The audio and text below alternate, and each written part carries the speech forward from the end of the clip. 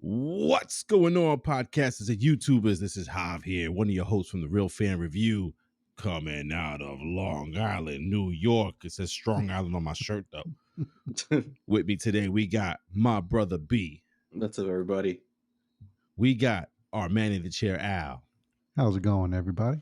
And we give Sanj no chance when we record on a Monday or Tuesday. But we miss Sanj, man. I'm sure he's loving House of the Dragon. Yeah. I just realized I've been saying this damn show wrong for the last 3 weeks. First, it was House of Dragons. Then it was House of the Dragons. Now I finally saw that it was the House of the Dragon. One dragon. I'm still calling it House of Dragons.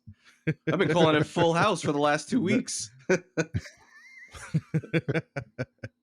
Yeah, man. So listen, we're going to talk about House of the Dragon today. We're going to talk about episode 3. We're also going to talk about episode 3 from She-Hulk again. The fellas got a chance to watch Lord of the Rings. I have not, been busy with a lot of stuff. So this week we're going to keep it to the House of the Dragon, and then we're going to keep it to the She-Hulk again, episode 3, which seems to be doing well. We're getting new subscribers and new listeners because of this talk. So even though we're a movie channel, people, we appreciate you coming on to hear us talk about these TV shows because they are amazing. Yeah. So, I mean, let's get right into it, Al. You know, episode 3 of House of the Dragon. We are seeing, is it Viserys, Brandon? The king? Viserys? Viserys, yeah. Oh, we are watching a weak man not make decisions. This is terrible.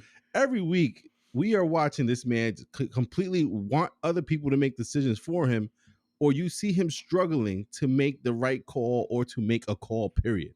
Yeah. My man, where are your cojones, bro? You the king. I'm getting upset with Viserys. Yeah. I'm like, are you serious, Viserys? I don't know. I'm over it.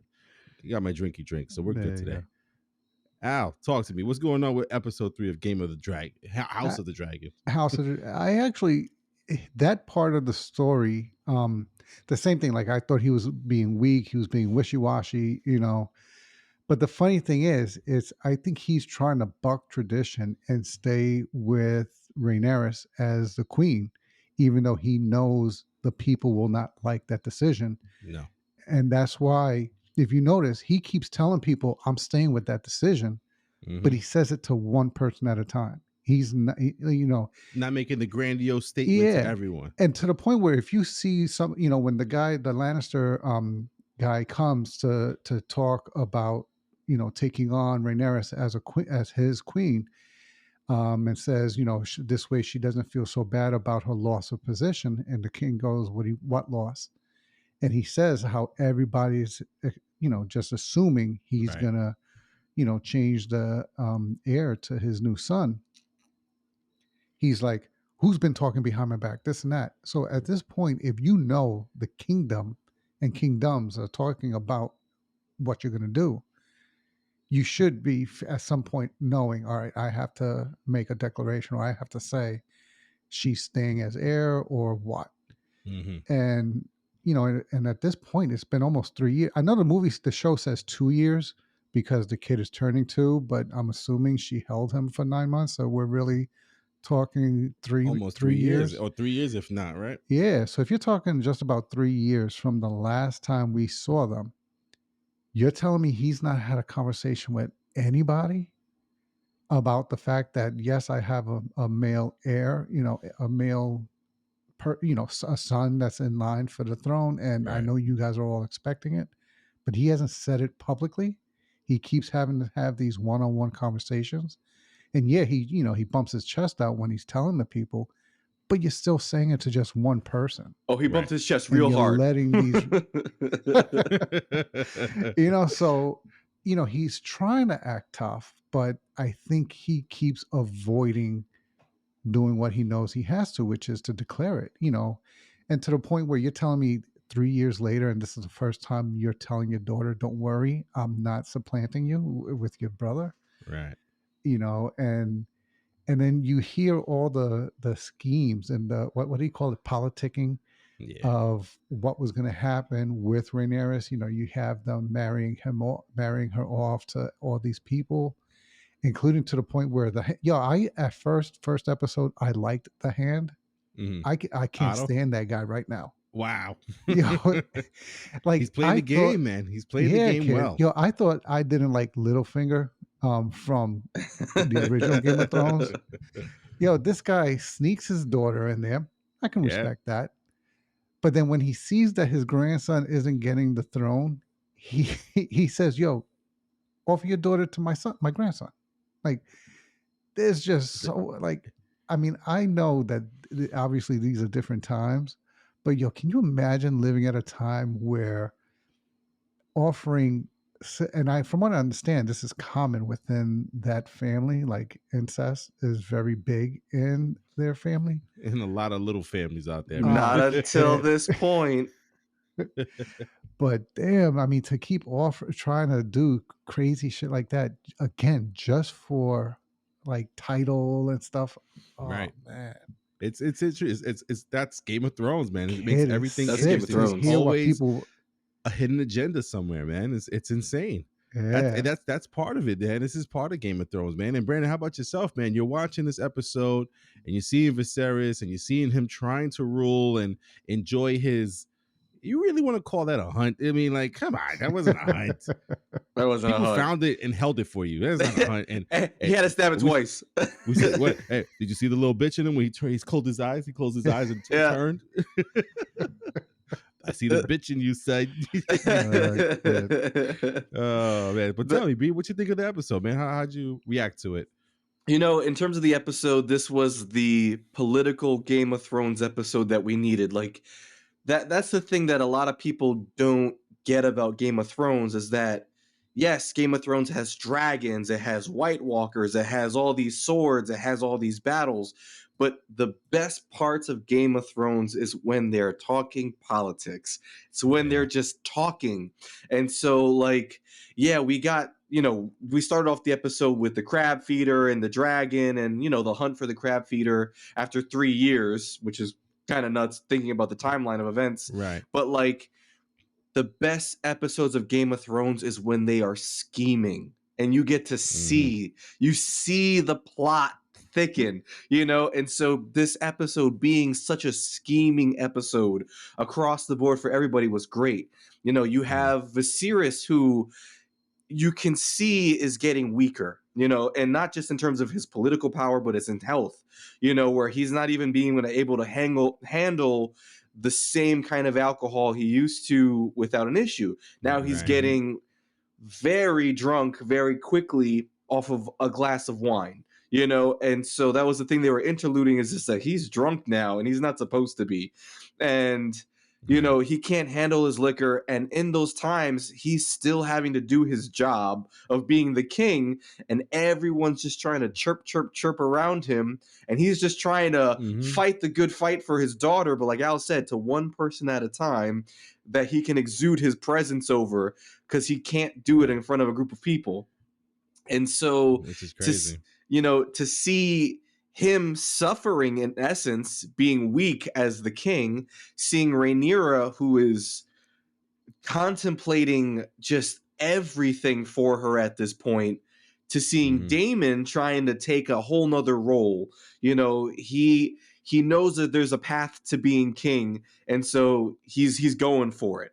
Right. And just seeing everyone having their hand in the pot some way somehow, and that's Game of Thrones. Yeah, the part of Game of Thrones that I keep seeing is the king by himself. The king is coming across very lonely. And when you're lonely, you're by yourself, you're thinking to yourself, that is when you are susceptible to being right in the neck. So I feel like something's coming for this king, man, because one, he is being weak. He needs to make a rule. He needs to just stand by his decisions and what he wants to do. He keeps letting everyone have a say in what he does. And it's just like, I think he's going to get called out for it eventually, right? Because like he tells his daughter not to go to Dragonstone. She goes to Dragonstone. He doesn't want to interfere, but then his new queen tells him you should interfere because then you're going to let the crab king, the crab eater or crab feeder win. And he's like, oh, you're right. Like, dude, like make a decision, dude. Like you're the king for some reason, right? And it seems like Only by everyone vote. is not trusting his word by vote, right? Only Vote by from vote. the who was the, yeah, The right queen who there never from the was. freaking the beginning. But I find the episode so interesting. There's definitely a lot of like foreshadowing with the way that Otto was saying, look, the god, if I don't really believe in the gods, but if the gods want to show their favor, they'll show it by giving us this white big deer, a buck, or Yeah. is it a buck or a deer? What was it? It's actually not a You deer guys at know? all. It's like its own animal, but it resembles Okay. a buck. I Right. It was like forget. a buck, right? And it was supposed to be the white one that meant even something more mystical, more magical. Yeah. And I found that like the way they played that off, where when they found it, it wasn't that one. But then when Rhaenyra wasn't looking for it, there it was looking at her. It's kind of like letting us know, she is the one, Yeah. right? And at the same time, for the king to be like, they're selling it like there's this magical thing that's happening, that it's meant to be, that his new son is going to be the king. And when they find this buck, it's not it. It's not the one. It's just, I like the crossplay of that and the way that they're writing it. It's just very it's just poetic. You know what I'm saying? Like it's just very awesome to see. Yeah. And B, what about your thoughts on his daughter? These names I Rhaenyra. still can't. Rhaenyra. Dude. It took me a while to get all the names in Game of Thrones. It was Oh, like the it it was like season it's 2 when I finally started to remember names. But like it's this is really the episode 3. Targaryens. All the Targaryens have some fucked up names. I mean, Jesus, make it. like at this point in history, everyone's named Aegon, so like that's easy. But Yeah. like but before that, it's crazy. We're gonna have to get like an index card and put it right next to the freaking laptop over here so I can remember names. But seeing her character as well, and with these time jumps, we went from what was it, 6 months to 3 years. Yeah. Yeah. What the hell's gonna happen next? Like, Yeah. like a 10-year jump. But listen, I find all this stuff very interesting. B, and again, what's your thoughts on Viserys there, or You know, Rhaenyra? She's been Rhaenyra, destroying that girl's name. it's okay. You know, my thing, and this goes with the book. Like I read the book, so I know what is supposed to happen to most of these Right. characters. But so far, this show it's not taking liberty, but the show is adding towards the story that wasn't in these books. Like this So book, it's putting in layers in there. yeah, it's putting layers. Like in the book, the king never had a sickness. So this like sickness that we're seeing on him wasn't in the books. So like they're adding things here. So like I know what happens to Rhaenyra, but it's interesting seeing like this conflict that happens to her now and where that leads down the line. Mm. Wow, crazy. And how about you, Al? How's your take on Rhaenyra this episode? She kind of fought back against being married off and want to stand up for herself, and dealing with being put to the back burner because of this new son that's here. Yeah. I mean, I like the way they're handling her character.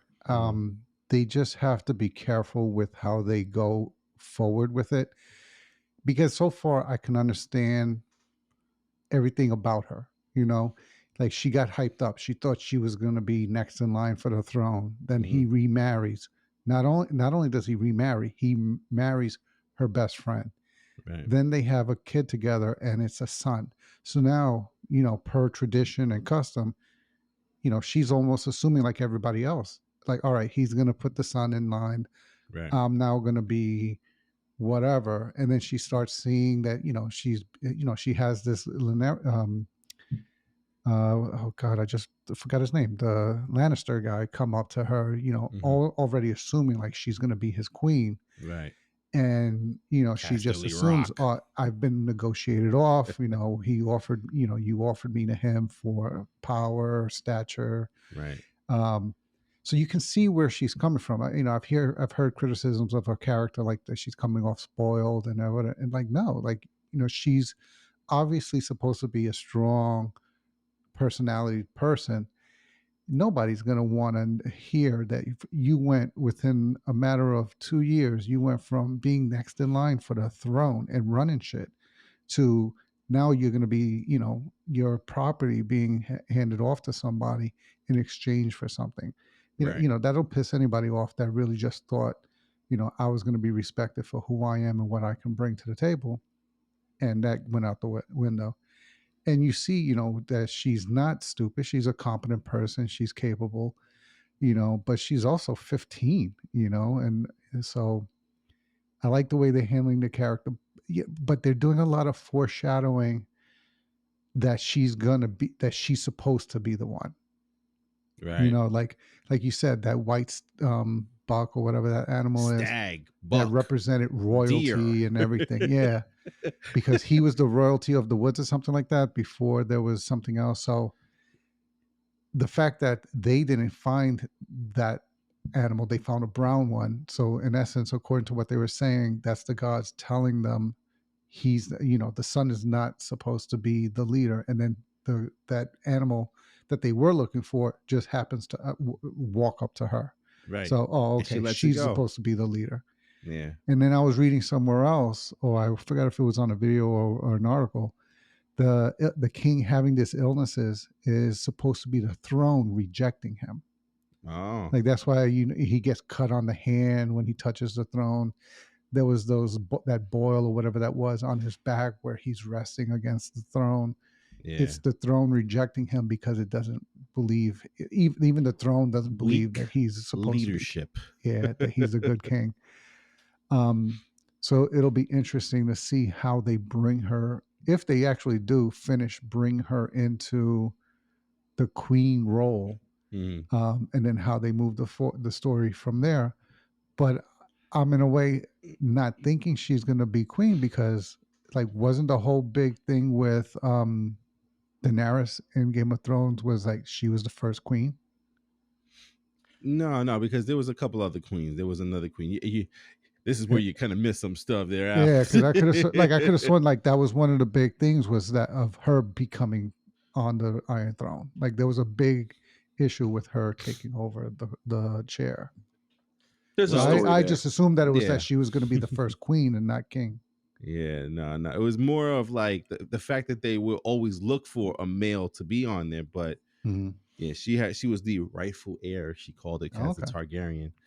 But I mean, listen, there was a lot of stuff going on again, like you guys said, a lot of politics, a lot of stuff going on, a lot of people trying to show favor to the king to kind of like boost themselves up, and a lot of politics. People with a lot of suggestions. I like the one guy where the king was like, "Let me guess, you want me to have my daughter marry your son?" He's like, "That's nice, I appreciate it, but I was gonna say actually something nice." Yeah. Yo, how is he not playing the game? Doesn't he not realize something? Because he's always giving the king like, yeah, no, Good this is what you advice. should do. Like he's actually giving him good advice. We're all Like watching to him his like he's up to something. He keeps telling the truth. yeah, What's to wrong his with him? own detriment. Like he didn't even offer up his son. Like everybody's offering their son. Like this guy's son is like Yeah, a backbreaker, a bone breaker. Like so he's not no weak kid from what I'm assuming is gonna right. come if that's the nickname he got. So I He's know, like, how do you right? I not don't know. say, He's like, not well, my yeah, if kid. you want, yeah. How do you not say, well, if you want strength, yeah, my kid. Yeah, Like, what's wrong with him? yeah, man. And then listen, on the other part of the map there, we have Damon plus the what was it? The seahorses, The the seahorse Valerian family, family. The sea serpent sea serpent, or It's a something something like like that. that. seahorse, The Yeah. actually. seahorse. It's a Right? seahorse. It looked like a seahorse on his damn chest. We have them fighting. Looks like the crab feeder and his team, and we got a little close up of the crab feeder's face, and I'm just like, this is crazy looking. Like this guy looks like he was burnt up, man. This is Hmm. crazy. I didn't realize he had a army like that. I mean, I get they were saying that he was with 3 cities that were going after those little islands in between Westeros and Easteros, but at Yeah. the same time, man, I was just like, whoa, this is actually pretty crazy. I mean, it's still showing the crabs crowd, climbing on people and biting them and all over the place. But let's talk about that opening scene, dude. I mean, that's how you open a show, dude. Like I get it, they did it in a lot of darkness, so you really didn't have to do the best CGI. But for what they did do with the CGI, it was awesome. And I think Brandon Assange mentioned this before, the differences in the dragons. Yeah. Like Damon's dragon has this long neck, Hmm. and it's just like, wow, it's just so crazy to look at and see. It's like a long neck. It looks like one of like like the ancient dragons that you see people in like movies and like in drawings and stuff like that, compared to the dragons we saw like with Daenerys's three dragons. They didn't look like that. That dragon looks completely different. I still love hearing Dracarys. That's always awesome.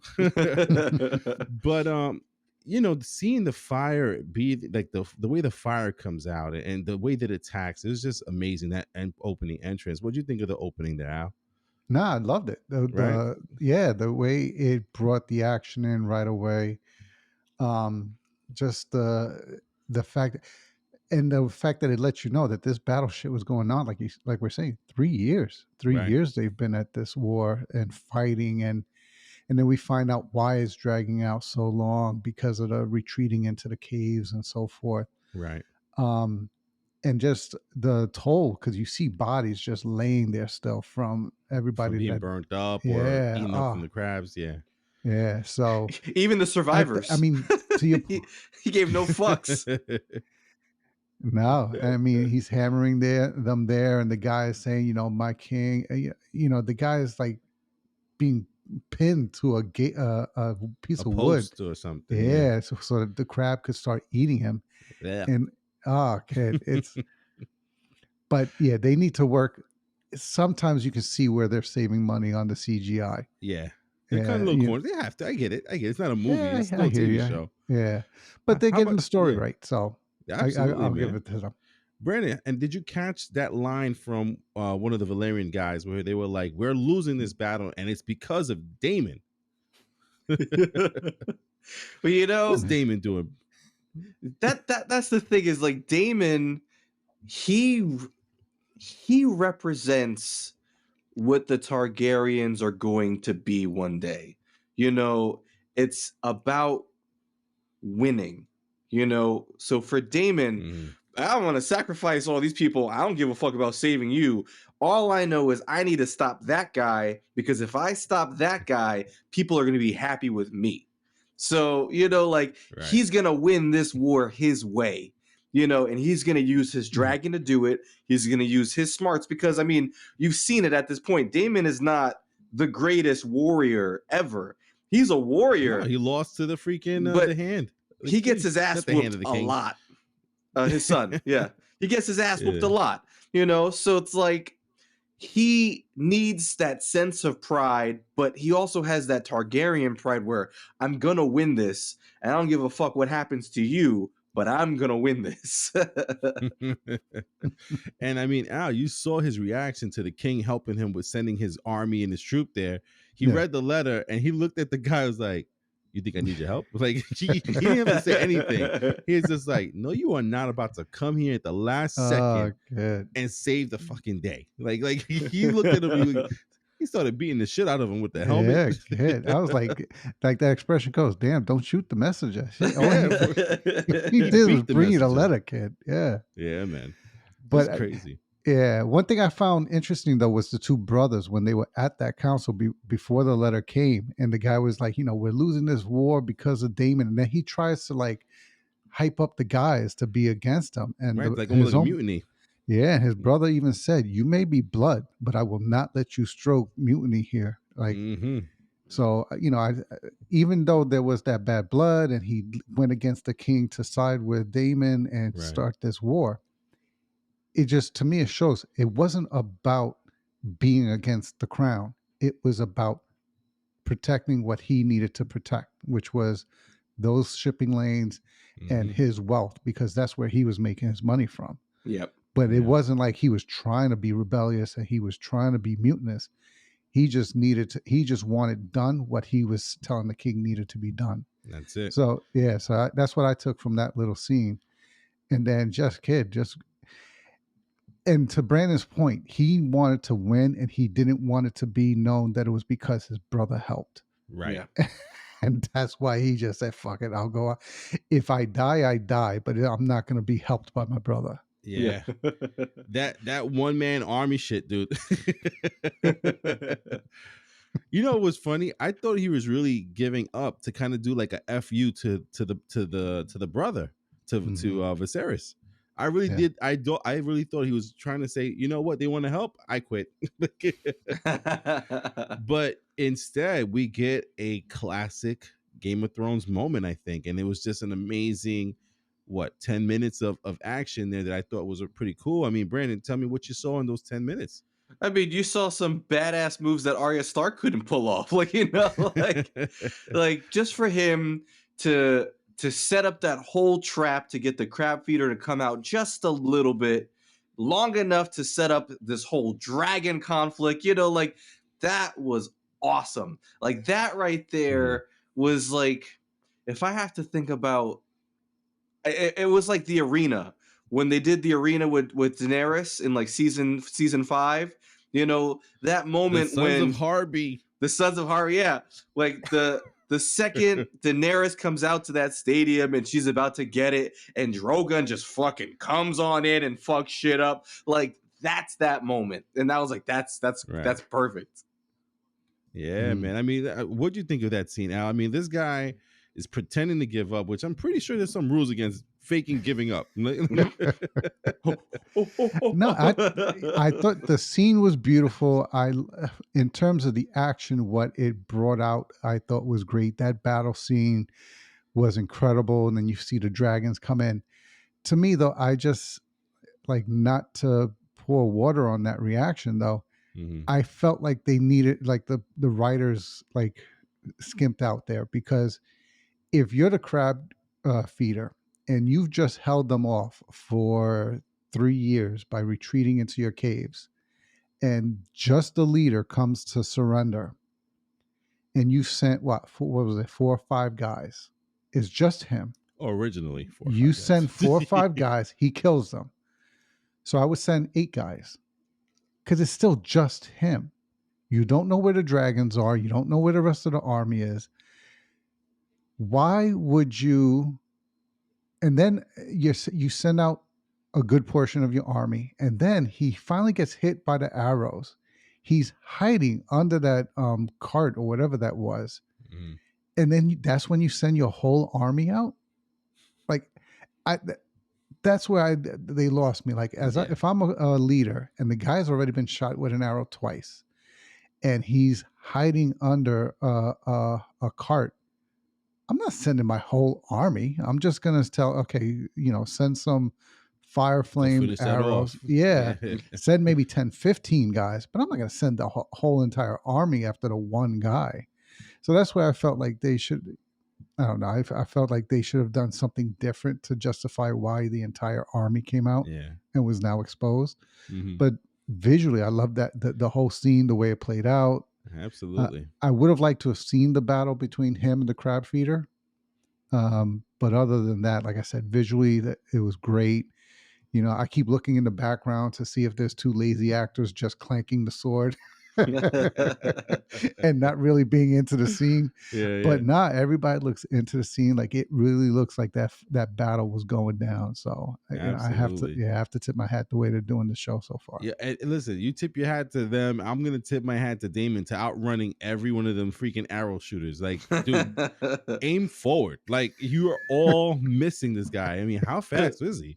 He was out of Yeah. there, and they're all like, all of them like missing him. It's just crazy, man. And it was what, like a set of 2 groups of arrow shooters from each side Yeah. missing them. I mean, it was just absolutely crazy. But like, like you guys were just saying, like they were sending troops at him like 5 at a time, 4 at a time. Why are they going at him 1 at a time? But again, listen, it's part of the story. It's part of Yeah. the way they wrote it, and it looked great. It was still cool. It was still an amazing scene. But when Mhm. you think about it, you're like, y'all all couldn't take him, man. Like, come on. Yeah, man. So Yeah. it was a great scene again to see that, and there's definitely some rules of engagement that were broken in that fake I'm quitting shit. But but overall, I think a great episode, and it leads me to my thoughts of what is going to happen next. Like is Damon gonna go back now to the king and say we won the war? Are the Valerians gonna make peace with the king again, or is there gonna be some kind of like stalemate where it's like you didn't help us, until the last end? Or what is the next play here? And then you can see that the hand of the king really wants his grandson to be king. Hmm. But we're seeing that Viserys is sticking to his guns. He said, I didn't make that decision in Hest. I Hmm. want my daughter to be the queen, and she's the next in line. And he even told her, like Al said, she is not gonna be what's the word, Al? Supplanted. Yeah, supplanted there. So I mean, it's great, man, and I'm looking forward to seeing. What can I ask you guys your opinion on this though? Because granted, it's only been 3 episodes, so I don't want to overreact and make it bigger than what it is. But what's your feelings with them time jumping so fast in the last 3 episodes? We went from 6 months to 2 years, 3 years almost. And I almost kind of want them to slow it down a little bit because I feel like there's so much stuff that we're missing in between, or maybe nothing happened in between. But I refuse to believe that just nothing happened for 2 years. Like that, there's a lot of stuff that happens in like months' time. Yeah. Yeah. I would say that's like that was I brought it up last week. That's the thing I'm like the most concerned Yeah. about is that given the nature of this book is a historical piece essentially. It's a historical Mm-hmm. timeline of the Targaryens. Um Right. Given how fast the book moves, the timeline moves, this is following the timeline loosely. So like the Mm-hmm. thing that I have the biggest concern for is that we have these characters that we're learning about and we're starting to see their actors and actresses and we're starting to kind of connect with them and kind of mold with them, and at any moment now we may not have those same actors anymore, and I don't know how long that's going to take, if it's this season or the next, Mm-hmm. but the timeline moves and we go through a couple generations. So I don't know if this is a show that's Mm-hmm. planning on going a good number of years or seasons, but like I really Mm-hmm. like these set of characters that we have, and I would hate to have them and their stories move so quickly, when I'm just starting to get into it. So like I don't want to see this Right. episode to be 3 years and then the next episode is another 5 years. Yeah, I got you, man. Al, how about you, man? What's your opinion on the time jumping? I I'm liking the time jump because I'm assuming they're rushing to get us to a certain point in time. Mm-hmm. We're seeing um a young Princess Rhaenyra. So I'm Yeah. assuming at some point we're gonna see a grown Princess Rhaenyra. So I don't know if it's that they're rushing us to that point. Because like B was saying last week, there's a lot more characters that are coming into play. Okay. So I'm assuming, they're giving us the highlights of what happened early on, Mm-hmm. and they're rushing us to the apex, so to speak, of everything that's happening and when everybody is in play. And then now we can get all of that, who can get it this week, who's going to get it next week, Right. state of the show. um and sometimes it messes you up, like I was telling you guys earlier. Like I went to IMDb because I was like, oh, what was that actor's name that's playing this character? Mm-hmm. And you go there, and one thing IMDb tells you is how many episodes the people are in. So when I see one person is in 10 episodes and another person is only in 5, I'm like, all right, so I basically know at one point they move forward.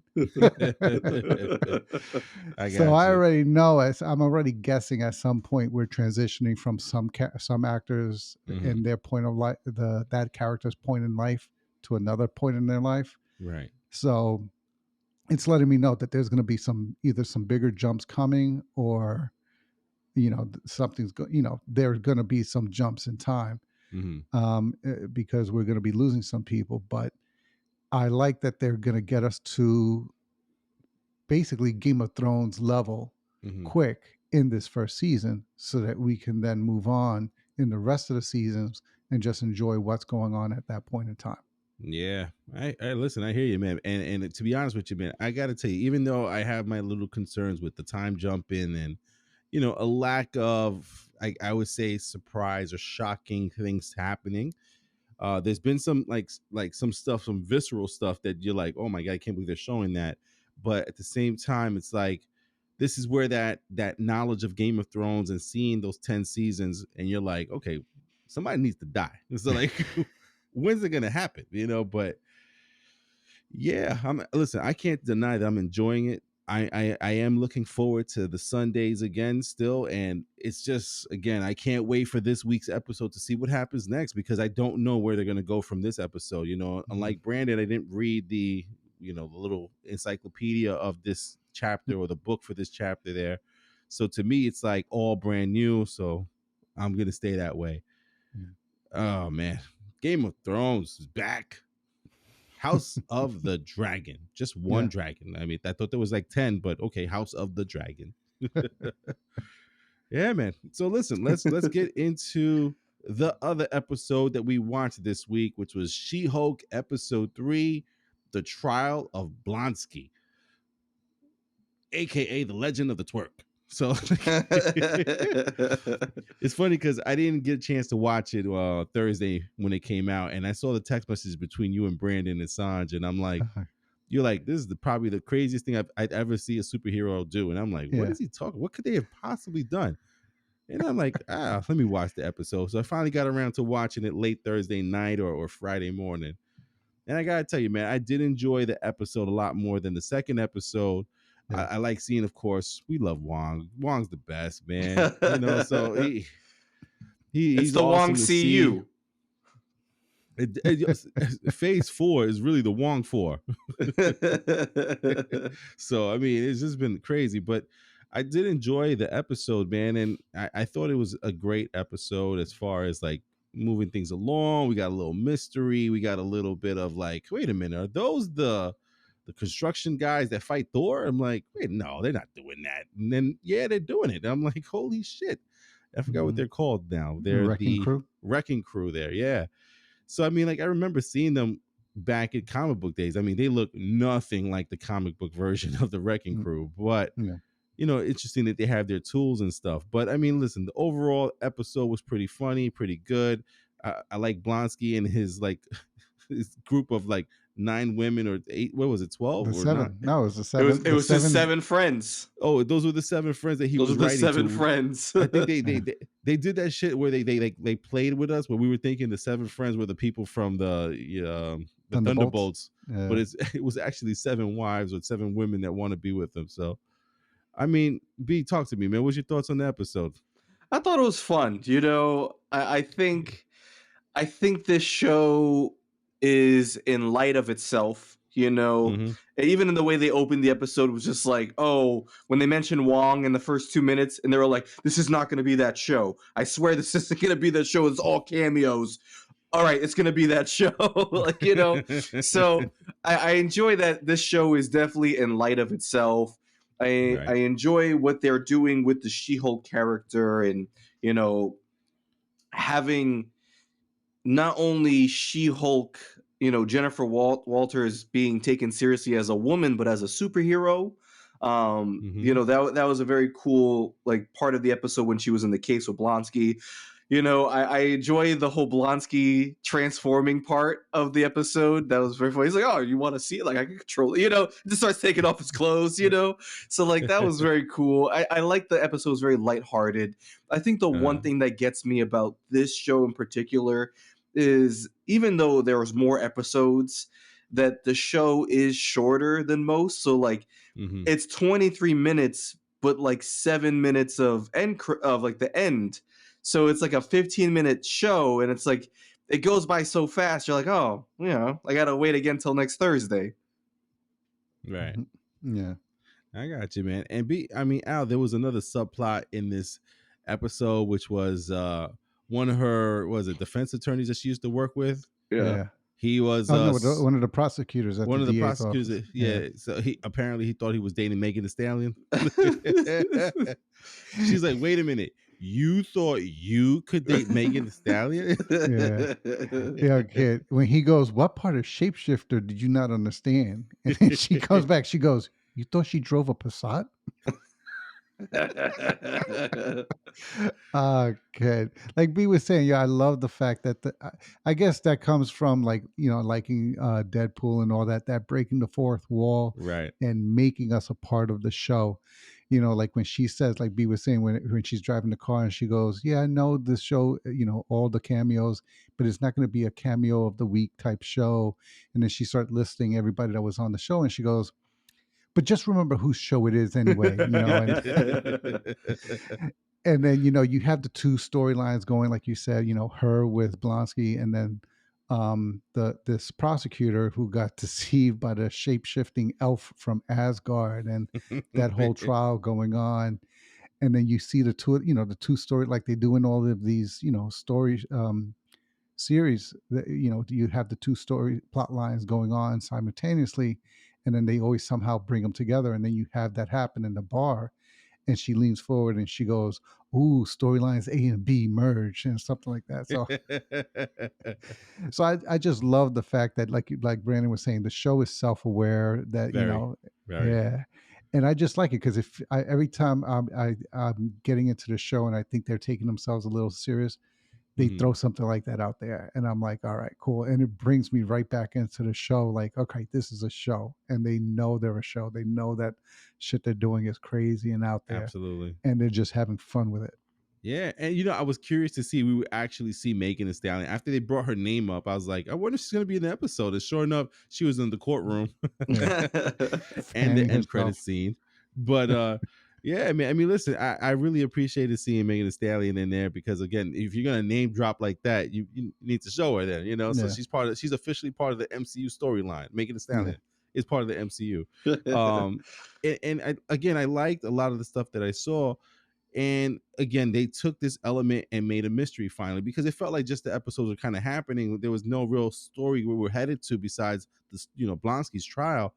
yeah, Now we have this inserted mystery of who ordered the wrecking crew, who yeah, gave the wrecking crew either the weapons or gave them the knowledge of where the weapons are. yeah. Are we talking about, is it the what was the shadow broker was Power in Yeah. broker. Falcon and Winter Soldier? The Power Broker, Shadow Broker is one of my Mass Effect, my favorite game of all time, Mass Effect. That's the Shadow Broker.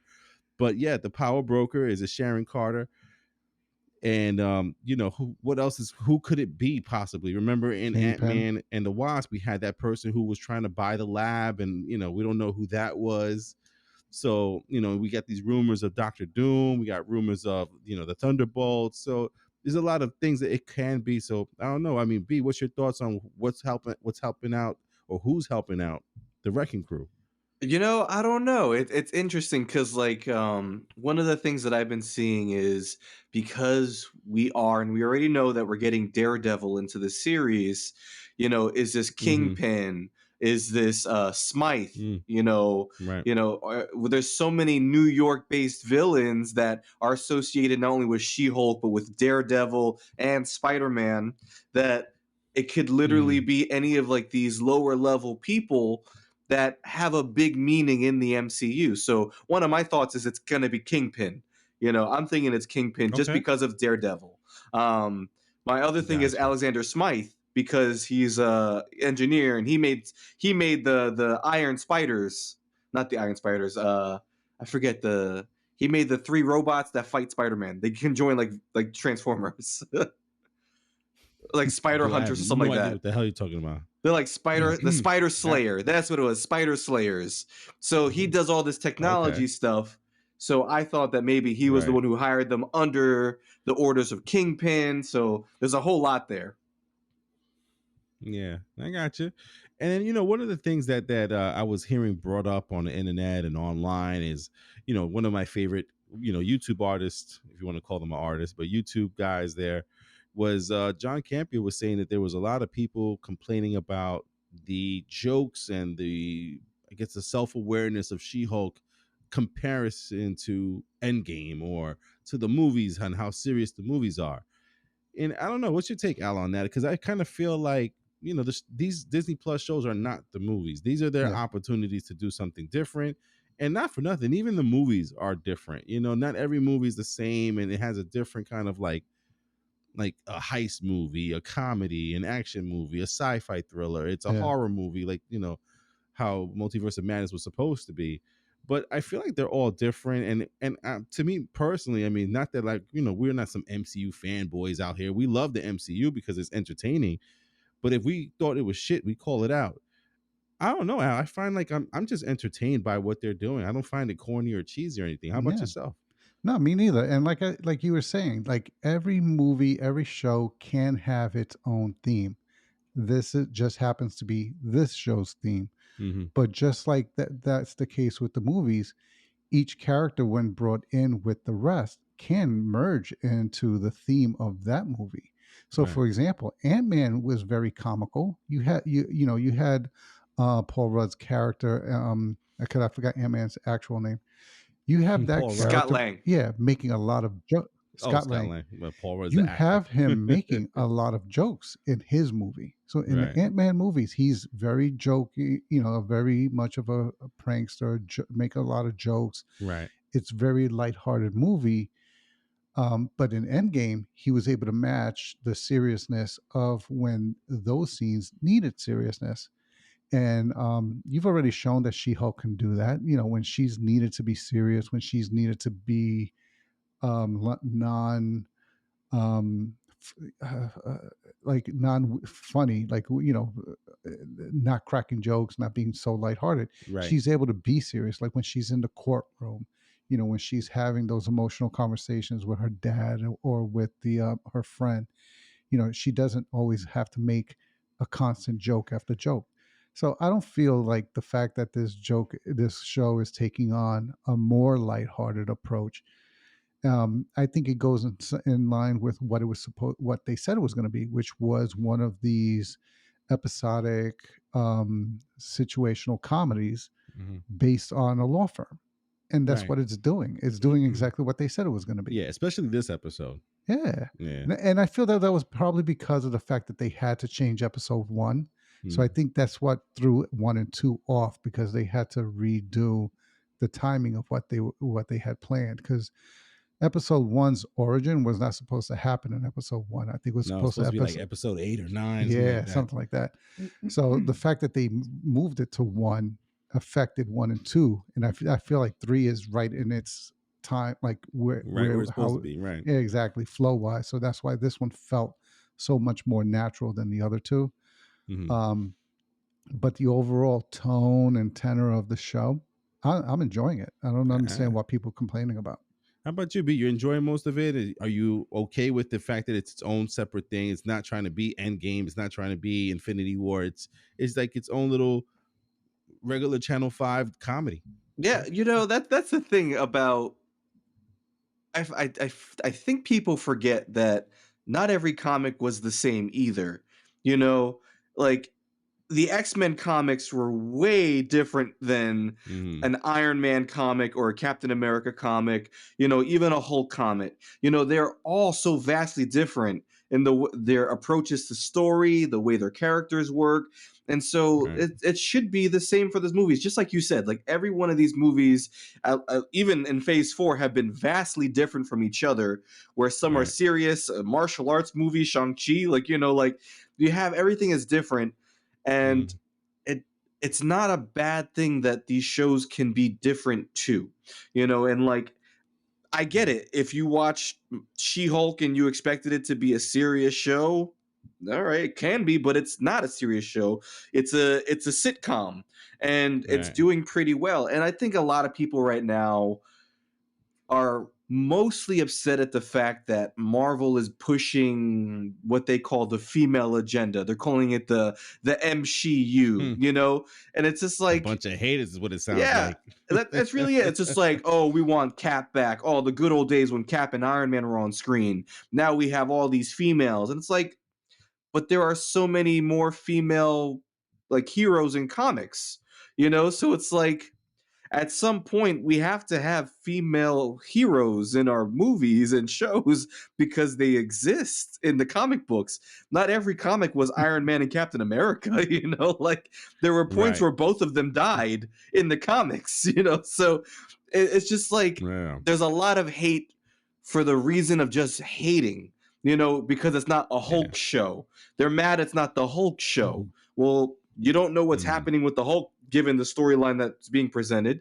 But in the meantime, here is another superhero, She-Hulk, who her show is very reminiscent of the comics.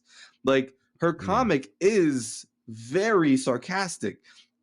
everyone's like, "Oh, we don't want to watch the show about this girl trying to hook up with people and blah blah blah." I mean, her comic is literally all about her hooking up with people, and that's just it's just the way that she rolls. Like Right. that's her thing. It's like she's hooked up with like major superheroes. Like that's just her. Right. That's her schmidt. But at the same time, she's an attorney. She's really good at it. She's very strong, and she does a good job holding her own as the Hulk. So there's just Right. a lot of hate for the sake of hate. It's just the same thing Yeah. when we got Black Captain America. Bunch of haters because they That's hate it. us. That's it. Yeah, man. Nah, listen, I'm enjoying She-Hulk, man. I think it's a good. I don't want to say it's great because when I look at Game of Thrones and House of the Dragon, no S. You can't compare the two shows. You know what I mean? Like where I believe like this House of the Dragon is like a 10 or like a 9. She-Hulk's like it's 8 or 7. It's like it's cool. I like it and I'm enjoying it. I don't mind watching it.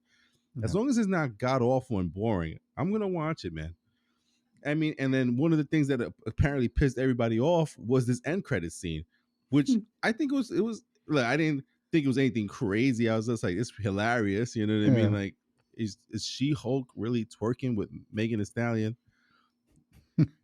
Like, she's had a But comic but it, where she jump ropes naked. Like yeah. if oh that's the no, worst thing that she can do is twerk didn't with know Megan that. Thee Stallion. And Al, it you say you goes got with caught off guard, no. I was just gonna say it goes with all the other end credits. All right? her end credits have not led to anything. They've not been anything revealing. They've just been something comical based on something else that happened earlier in the episode. Right. you know so you have like last episode she was carrying water bottles and lifting up the car while the father and brother Change the tire. changed the tire. This episode, because it was Megan the Stallion, you have Yeah. her bringing Megan the Stallion, and they do a twerk. So what? Like, I mean, you're taking a Enjoy show it. based on a comic book character and you're giving it too much importance. Right. It's meant to entertain. And that's what that scene did for me. I texted you guys right as soon as I saw it. I said, "Yeah, I can't believe I just saw a superhero do what I just saw." Like, I didn't take it serious. I didn't Right. change. It didn't change my impression of She-Hulk or make me think any Right. less of it. It made you laugh. Yeah, it was meant to make you laugh, and that was it. Like, stop Yeah. taking this stuff so serious. Your life's not going to end because they changed an aspect of this character or did Right. something silly to make people laugh. Just laugh. Just laugh and Jesus. enjoy it, man. Yeah. Yeah, man. That's it. Absolutely, man. And that's a good way to end the podcast right there, Al. Just enjoy it. Yeah. Enjoy us. Subscribe. Hit the plus symbol. Come on. Do it. Yeah. No, man. But listen, thank you everybody that's listening to us talk about House of the Dragon and She-Hulk. And as movies do eventually come out, because I think they re-released Spider-Man No Way Home again. Yeah. What, 15 minutes, I think they said, of new time or something? I New can't even scenes? imagine what they added into that. But I mean, listen, we will get back to the movies once something really good comes out. I think Pinocchio comes out today or tomorrow. Pinocchio comes out on Yeah. Disney Plus with our great actor Tom Hanks playing Geppetto, I believe it Mhm. is. Yeah. So I mean, listen, that's something maybe we could talk about next week if we get a chance to watch it. It's a classic movie. I used to watch that movie religiously when I was a young kid.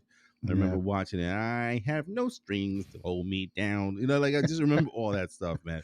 But Okay, you doing that song reminded me of Ultron. I don't know Oh, why. look at that. Ultron came back. But yeah, man, listen, this is gonna be us for today, man. We're gonna talk about House of the Dragon episode 4 and She-Hulk episode 4 on our next podcast, because I saw the movies this week, and again, the only movie that I really think that's worth watching is probably Pinocchio.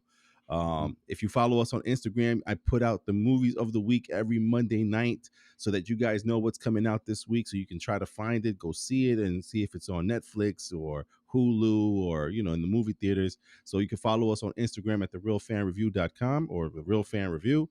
If you have any questions, suggestions, or comments, email us at therealfanreview@gmail.com. And listen, hit the subscribe button on YouTube if you're watching us, or hit the plus symbol on your podcast play app. So that way, every time we put out a podcast, you guys can be a part of it and watch it with us and talk to us and see if we have to share or talk to us or share the same opinions as you do. Mhm. Or not, you can comment and let us know. So again, Yeah. we are coming out of Long Island, New York. We are the Real Fan Review. We got my brother B. Adios, everybody. We got our man in the chair, Al. Have a good night, everybody. And myself, Hobbs, saying thank you for listening. Thank you for watching. And again, hit that subscribe and hit that plus symbol on the podcast playlist. We'll see you on the next episode. Until next time.